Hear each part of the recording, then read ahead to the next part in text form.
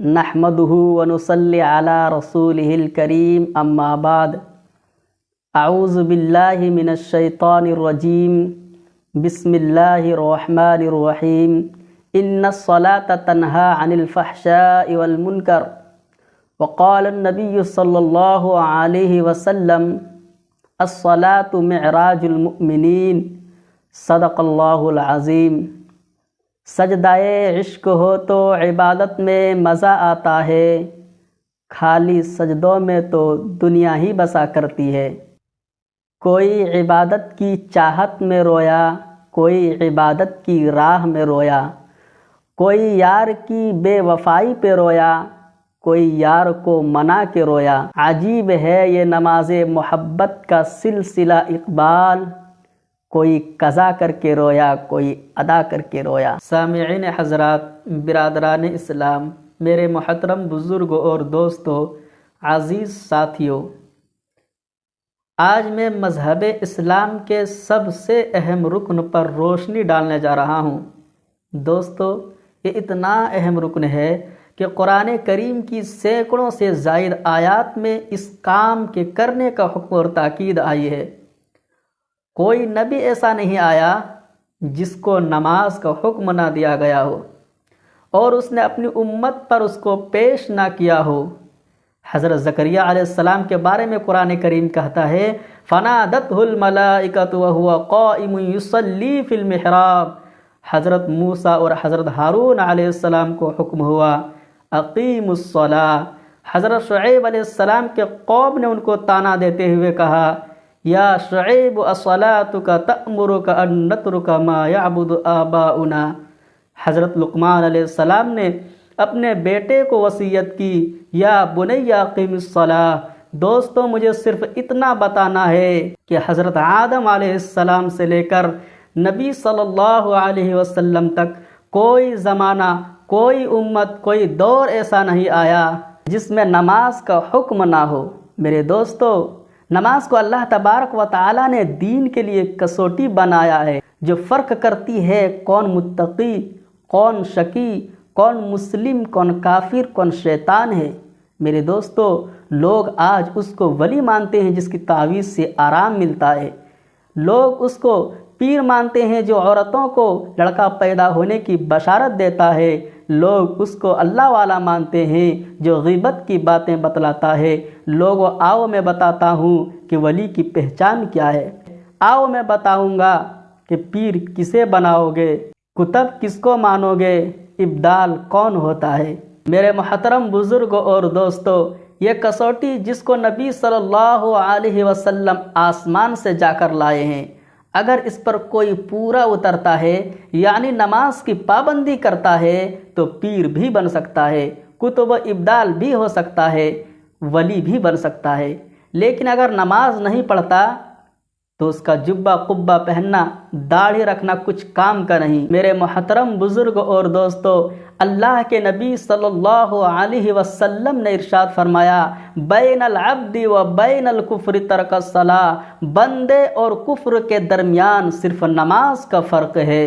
اولاد کی تربیت کرنے والوں، آؤ تم بھی نبی کریم صلی اللہ علیہ وسلم کا فرمان سنتے جاؤ۔ اللہ کے نبی صلی اللہ علیہ وسلم نے ارشاد فرمایا جب بچہ 7 سال کا ہو جائے تو نماز پڑھنے کا حکم دو، اور جب بچہ 10 سال کا ہو جائے تو نماز چھوڑنے کی صورت میں اس کی پٹائی کی جائے۔ میرے محترم بزرگوں، دوستو، حضرت سلیمان خطابی جو اپنے وقت کے جلیل القدر عالم ہیں، فرماتے ہیں کہ یہ حدیث اس بات پر دلالت کرتی ہے کہ بچہ اس حالت میں بالغ ہوا کہ وہ نماز نہیں پڑھتا تو اس کے خطرناک نتائج برآمد ہوں گے۔ میرے دوستو، آج کے دور میں پہلے تو بچے کو پیار پیار میں بگاڑ دیتے ہیں، بعد میں شکوہ شکایت کرتے پھرتے ہیں۔ میرے دوستو، نمازی بنو اور اپنے متعلقین کو نماز کی طرف بلاؤ۔ دوستو، نماز کی فکر اپنے اوپر فرض کر لو، خدا کی قسم دنیا کی فکر سے آزاد ہو جاؤ گے اور کامیابی تمہاری قدم چومے گی۔ نمازی بنو۔ میرے دوستو، نماز چھوڑنا بہت بڑا گناہ ہے۔ اللہ تبارک و تعالی ہم سب کو بچائیں۔ میرے محترم بزرگوں اور دوستو، زانی اور قاتل سے بڑا گنہگار جان بوجھ کر نماز چھوڑنے والا ہے۔ دوستو، حضرت موسیٰ علیہ السلام کے پاس ایک عورت آئی۔ حالت اس کی یہ تھی کہ چہرہ اس کا زرد ہو رہا تھا، آنکھوں سے آنسو بہہ رہے تھے۔ کہنے لگی کہ اللہ کے رسول، میں ہلاک ہو گئی، برباد ہو گئی۔ حضرت موسیٰ علیہ السلام نے اس سے معلوم کیا کہ آخر کیا ہو گیا۔ اس عورت نے کہا کہ اللہ کے رسول، مجھ سے زبردست گناہ ہو گیا، آپ اللہ سے دعا فرما دیں تاکہ اللہ تبارک و تعالی مجھے معاف فرما دے۔ میرے دوستو، حضرت موسیٰ علیہ السلام نے فرمایا کہ پہلے یہ تو بتاؤ کیا گناہ ہو گیا۔ اس عورت نے بتلایا کہ اللہ کے رسول، مجھ سے زنا کا صدور ہو گیا تھا، پھر لڑکا پیدا ہوا، میں نے اس کو قتل کر دیا۔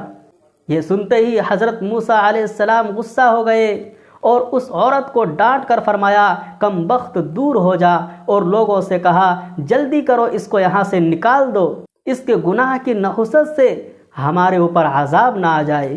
میرے دوستو، وہ عورت نہایت غمگین مایوس ہو کر وہاں سے چلی گئی۔ ادھر آسمانوں اور زمینوں کا مالک یہ سب کچھ دیکھ رہا تھا اور سن رہا تھا۔ فوراً اللہ کی رحمت جوش میں آ گئی۔ اللہ تبارک و تعالی نے حضرت جبرائیل علیہ السلام کو حضرت موسیٰ علیہ السلام کے پاس بھیجا۔ حضرت جبرائیل علیہ السلام نے حضرت موسیٰ علیہ السلام سے کہا کہ اے موسیٰ، اللہ تبارک و تعالی فرماتا ہے کہ تم نے یہ کیا کیا؟ خبردار موسیٰ، تم نے ہماری گنہگار بندی کو واپس کیسے کر دیا؟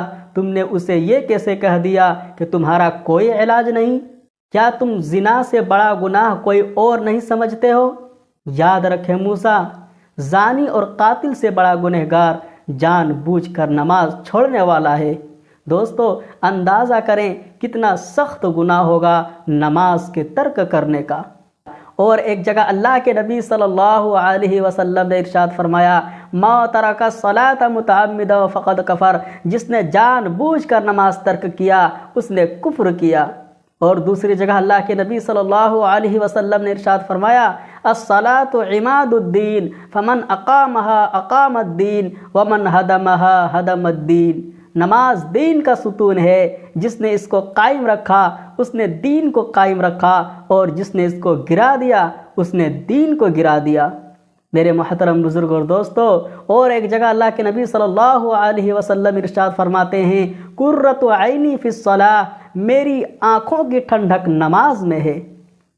جب کوئی نبی کا امتی نماز میں کھڑا ہوتا ہے، گویا کہ وہ نبی کریم صلی اللہ علیہ وسلم کی آنکھوں کو ٹھنڈک پہنچاتا ہے، اور جب کوئی شخص نماز کو ترک کرتا ہے وہ نبی کریم صلی اللہ علیہ وسلم کو تکلیف پہنچاتا ہے۔ میرے محترم بزرگوں اور دوستو، بے نمازی سے زمین بھی کانپتی اور ڈرتی ہے کہ کہیں بے نمازی کی وجہ سے ہمارے اوپر جہنم کی حرارت نہ آ جائے۔ میرے محترم بزرگوں دوستو، حضرت عمر فاروق رضی اللہ عنہ کی خلافت کا زمانہ ہے۔ ایک بڑھیا کا تیل زمین میں گر گیا، زمین نے اس کو پی لیا، جیسا کہ زمین کی خاصیت ہوتی ہے۔ دوستو، بڑھیا کی ایمانی فراست دیکھو، اور کیسا عدل و انصاف والی حکومت ہوگی کہ بھیڑ اور بکریاں ایک گھاٹ میں پانی پی لیا کرتے تھے۔ دوستو، بڑھیا اپنا مقدمہ لے کر امیر المؤمنین حضرت عمر فاروق رضی اللہ عنہ کے پاس گئی اور زمین نے تیل پی جانے کی شکایت کی۔ حضرت عمر فاروق رضی اللہ عنہ نے کاغذ کے ایک ٹکڑے اٹھایا اور اس کاغذ کے ٹکڑے میں کچھ لکھ کر دیا اور کہا کہ بڑھیا ماں، اس کو لے جاؤ اور جہاں تمہارا تیل گرا ہے وہاں اس کاغذ کو رکھ دو۔